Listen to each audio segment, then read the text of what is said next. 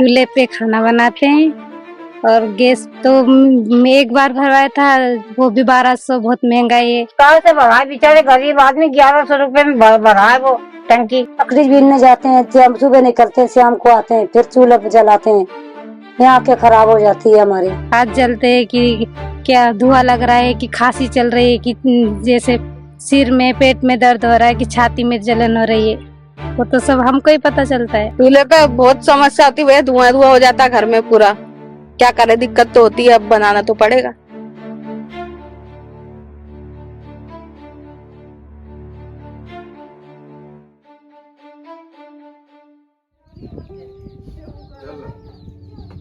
यहाँ पे क्या गरीब आदमी है, गैस है महंगा, कुछ लकड़ी यूज करते हैं, कुछ गैस यूज करते हैं।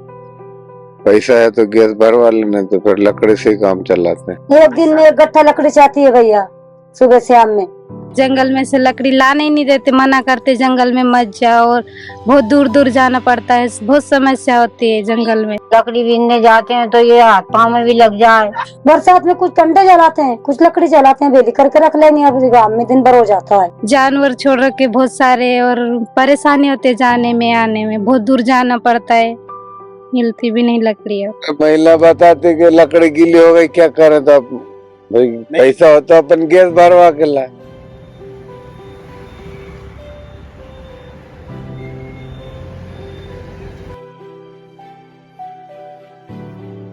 ब्लड प्रेशर है, शुगर है, फेफड़ों में खराबी है, वो तब भी हपाते जाती और लेके आती हम लकड़ी मकड़ी। कभी साटे मिल गए, साटे में ना वो गन्ने के जो रहते ना छिलके वगैरह, उससे बिन लिया। कभी लकड़ी वकड़ी बिन ली, या फिर मोल लेके आया अपन लकड़ी। मेरे को वैसे उज्ज्वला योजना से मिला था सिलेंडर, पर दिक्कत बहुत है उससे भी। पहले सब्सिडी मिलती थी हमको, अब सब्सिडी भी बंद हो गई है। वो हमको 1 महीना चलता है, 1 महीने से भी कम पहले खत्म हो जाता।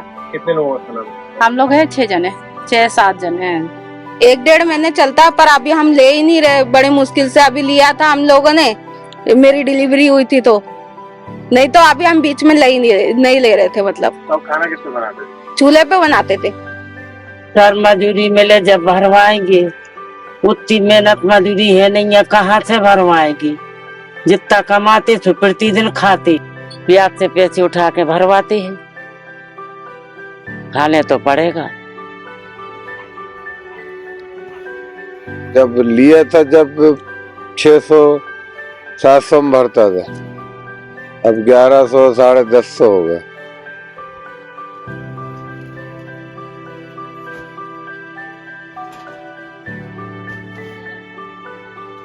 पैसे की दिक्कत होती है, 1200 की गैस भराती है, और महंगाई कितनी हो रही है। गैस हमें मिला है कम, करीबन 4 साल हो गए। 4 साल में ये मान के चलो कि साल में 2-3 बार भरवा लेते हैं।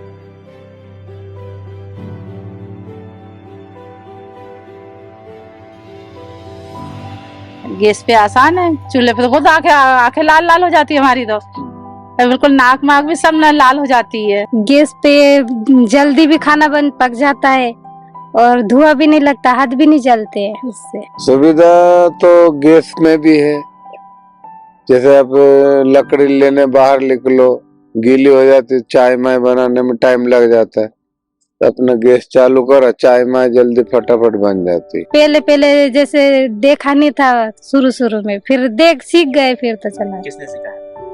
बताया था उन्होंने, ऐसे चलाना। आए थे कुछ? नहीं, कोई नहीं आया। तो किसने बताया था? जैसे मोबाइल में देख के और सीख गए। गैस के अलावा आपने कोई और चीज इस्तेमाल करी, जैसे इंडक्शन होता है, बिजली वाला, वो सब इस्तेमाल करके देखा ना? बिजली वाले मिल जाए तो फिर लाइट की समस्या है ना हमें। जैसे आंधी तूफान आता है, लाइट है नहीं, तो वो कैसे यूज करेंगे। बिजली से आप बात कर रहे हो, तो बिजली इतनी महंगी हो रही है, हम कहाँ से कर सकते उससे भी। क्योंकि बिजली काट जा रहा है, अभी हमारा बिल नहीं भर पा रहा ना, बिजली वाले बिजली काट रहे हैं बहुत।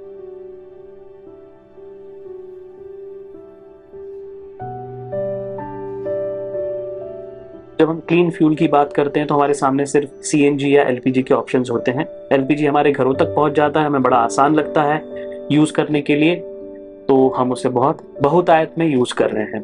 लेकिन अगर एक तरीके से देखा जाए तो ये फ्यूल क्लीनेस्ट फ्यूल नहीं है। ये क्लीन फ्यूल जरूर है क्योंकि इसकी इमिशन लो होती है, और ये महंगा होता जा रहा है, और महंगा होने से बड़ी समस्या हो रही है कि हमारे जेब पे भी बड़ा भार पड़ रहा है। दूसरा, हम पोल्यूशन में भी कोई कमी नहीं लेकर आ पा रहे हैं, और जब हम देखते हैं कि इसका ऑल्टरनेटिव क्या है तो हम कोयले या कंडे की तरफ भाग रहे हैं। भारत में जो एक ऐसा देश है जिसमें कि सौर ऊर्जा या सन का जो एक्सपोजर है, सूरज लगभग 300 दिनों तक अवेलेबल रहता है। अगर हम चाहें तो सोलर कुकिंग इतना अच्छा ऑल्टरनेटिव बन के हमारे सामने आ सकता है, जिससे न सिर्फ पोल्यूशन खत्म होगा, क्योंकि ये जीरो एमिशन कुकिंग करता है। इसमें से एमिशन निकलता ही नहीं, क्योंकि आप कोई भी फॉसिल फ्यूल यूज नहीं करते, इसमें से धुआं नहीं निकलता है, धुआं रहित है। तीसरा, इसकी कोई कॉस्ट नहीं है। आप हर फ्यूल देखेंगे तो एक कॉस्ट के साथ आता है, लेकिन सूरज हमें निःशुल्क अवेलेबल है।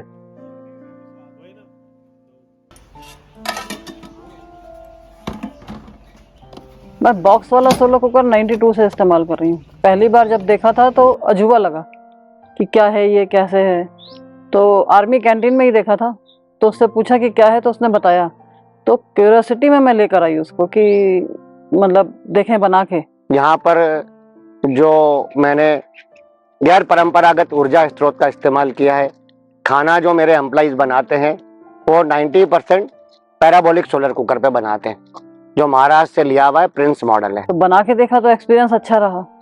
एक तो धीमी आंच पे बनता है, तो सारे फ्लेवर्स, सारे टेस्ट सब उसी में रहते हैं। गरम खाना हमारा बन जाता है और साथ में पौष्टिक भी रहता है, तो दोनों तीनों एडवांटेज हो गया। प्लस खेती के भी कई कार्यों में हमें इसकी आवश्यकता रहती है। पहले सोलर कुकर्स आते थे जो बॉक्स वाले आपने देखे होंगे, उनमें रिफ्लेक्शन के माध्यम से कुकिंग होती थी, थोड़ा उसमें समय लगता था। लेकिन अब रिफ्लेक्शन की जगह कॉन्सेंट्रेटेड सोलर कुकिंग के बहुत सारे डिवाइसेस अवेलेबल हैं, जो छोटे से छोटे न्यूक्लियर फैमिली के लिए अवेलेबल हैं, बड़ी फैमिलीज के लिए अवेलेबल हैं, कम्युनिटी किचन के लिए अवेलेबल है, और साथ में सबसे बड़ी इंडस्ट्रियल एप्लीकेशन के लिए भी अवेलेबल है। तो आज अगर हम देखें तो सोलर की फ्री एनर्जी से आप घर में खाना जो आप गैस पे बनाते हैं उससे लगभग 20 या 30% समय इसमें ज्यादा लगेगा। कॉन्सेंट्रेटेड सोलर कुकर अवेलेबल हैं। अगर आप कम्युनिटी सोलर कुकिंग में जाते हैं तो उसमें तो वो गैस के बराबर ही समय में, बल्कि उससे भी तेजी से खाना बना सकता है। आप इसके अंदर frying, deep frying, cooking, baking, steam generation सभी कुछ कर सकते हैं, और ये बहुत आसान है, ये हानिकारक भी नहीं है, और सबसे बड़ी बात है इसमें जीरो एमिशन है। मैं इसमें बनाता हूँ तुअर की दाल है, मूंग की दाल, जो सभी आइटम जो चने की दाल है, सब इसमें बन जाते हैं। इसमें मैं दालें बना चुकी हूँ, घी बना चुकी हूँ, जो घर से मलाई से घी निकलता है वो बना चुकी हूँ। मेरे हस्बैंड जो है वो रबड़ी बनाते हैं, और उसके बाद उसको मावा को रबड़ी को ड्राई करते हैं, वो मावा टाइप हो जाती है, वो रबड़ी इसमें बनती है। पूड़ी तलना है आपको, वो तलना है। जनक दीदी के यहाँ मैंने इसमें समोसे बनाए हुए, अपने यहाँ नहीं बनाए। जैसे धूप की किरणें जैसे ज्यादा होती है, उतना जल्दी खाना बनता है इसमें, और जैसे धूप कम रहता है तो टाइम ज्यादा लगता है इसमें। कई बार तो इवन अगर सूर्य की रोशनी तेज है तो आपको तो उससे भी कम समय में पक जाएगा। जैसे दोपहर में क्या खाना होता है, मेन रोटी, दाल, सब्जी, चावल। तो रोटी तो नहीं बनती क्योंकि धूप में खड़े होकर बनानी पड़ती है। बन तो जाए पर बना नहीं सकते, कोई भी नहीं बना सकता, धूप बहुत तेज होती है। रोटी जैसी चीज मैं नहीं बना पाया इस पे। हो सकता है दूसरे व्यक्तियों ने बनाया हो, और पर मैंने जब 1-2 बार ट्राई करी तो मैं रोटी नहीं बना सका। आधा घंटा भी ज्यादा, 15-20 मिनट में दालें बन जाती हैं आराम से। 4 बजे से खाना बना के रख लेता हूँ इसमें, ज्यादा 6-5:30 बजे समथिंग ये बंद हो जाता है। इस पे क्या धूप की किरणें कम हो जाती है। टाइम तो लगेगा, गैस पे जल्दी बनता है, पर इसमें प्लस पॉइंट ये है कि आपको बार बार चलाना नहीं पड़ता। गैस में आपने सब्जी चलाई और अगर आप गलती से भूल गए तो वो जल जाएगी। कम करना है तो सेटिंग कम कर दो इसको, तो आँच कम हो जाती है इसमें। पर हम लोग जैसे मक्खन बनाते हैं तो मक्खन भी बड़ी तेजी से अगर बनता है तो फौरन गिरता है, तो हम लोग थोड़ा घुमाते जाते हैं तो वो आँच कम होती जाती है और बन जाता है आराम से। या धूप के अंदर ही है तो आप ज्यादा समय तक इस प्रकार की कोई कार्यवाही करने में कि कंटिन्यू उस पे खड़े रह के काम करना है तो वो थोड़ा दिक्कत का काम है। आप इस सोलर कुकर को अपने घर में इंस्टॉल कर लें ऐसी जगह पे जहाँ पे धूप आती हो। तो टियर 3 सिटीज या टियर 2 सिटीज और ग्रामीण एरिया में तो ये अवेलेबल है, लेकिन जहाँ पर मेट्रो सिटीज हैं, जहाँ पर अपार्टमेंट्स में लोग रहते हैं, वहाँ पे थोड़ा मुश्किल आता है। उसके लिए कम्युनिटी सोलर कुकिंग एक ऑप्शन है, जिसमें आप इकट्ठे होकर के एक सोलर कुकर बड़ा छत पे लगा सकते हैं।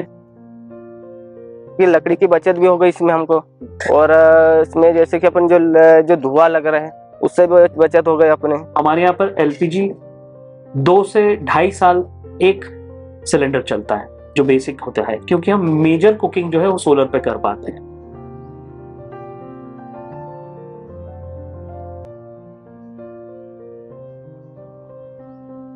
समस्याएं इसकी मुझे नहीं दिखाई पड़ती, पर यह है कि कोई भी लाइफ में चेंज आदमी आसानी से नहीं अपनाता है। आप ये देखिए कि अगर हमारी एक ढर्रे पे लाइफ चल रही है, उसको अगर हमें कहना पड़ता है कि थोड़ा सा चेंज करो तो उलझन होती है। वही एक ड्रॉबैक है इसका, बस और कुछ नहीं। हम जीरो वेस्ट इवेंट करवाते हैं, जीरो लैंडफिल इवेंट ऑर्गेनाइज करते हैं। उन सभी जगहों पर हम लोग सोलर कुकर भी लेके जाते हैं और सोलर कुकिंग को प्रत्यक्ष वहां पे डेमो करके दिखाते हैं।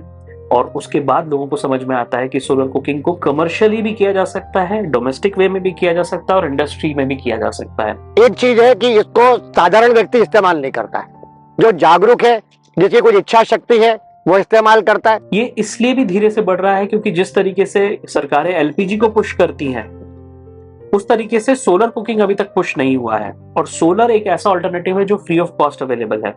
तो मेरा ये कहना रहेगा कि अगर सरकार इसके अंदर सोलर कुकिंग को प्रमोट करेगी तो ये बहुत इफेक्टिव होगा, बहुत जल्दी लोगों तक पहुंचेगा, अवेयरनेस बढ़ेगी, लोग इसको अपनाएंगे और जब उनकी बचत होना शुरू होगी, जब वो सोलर कुकिंग करने लगेंगे, इसका जब एंजॉय करेंगे सोलर कुकिंग को, और वो देखेंगे कि प्रकृति से वो खाना कितनी आसानी से वैसे ही बना पा रहे जैसे एलपीजी में बना पाएंगे, तो मेरे ख्याल से इसकी एक्सेप्टेंस बहुत तेजी से आएगी। तो अगले 5 साल में सोलर इंडस्ट्री के लिए और सोलर कुकिंग के लिए, पर्टिकुलरली थर्मल सोलर कुकिंग की जब मैं बात करता हूँ, तो बहुत ही सुनहरे देखता हूँ।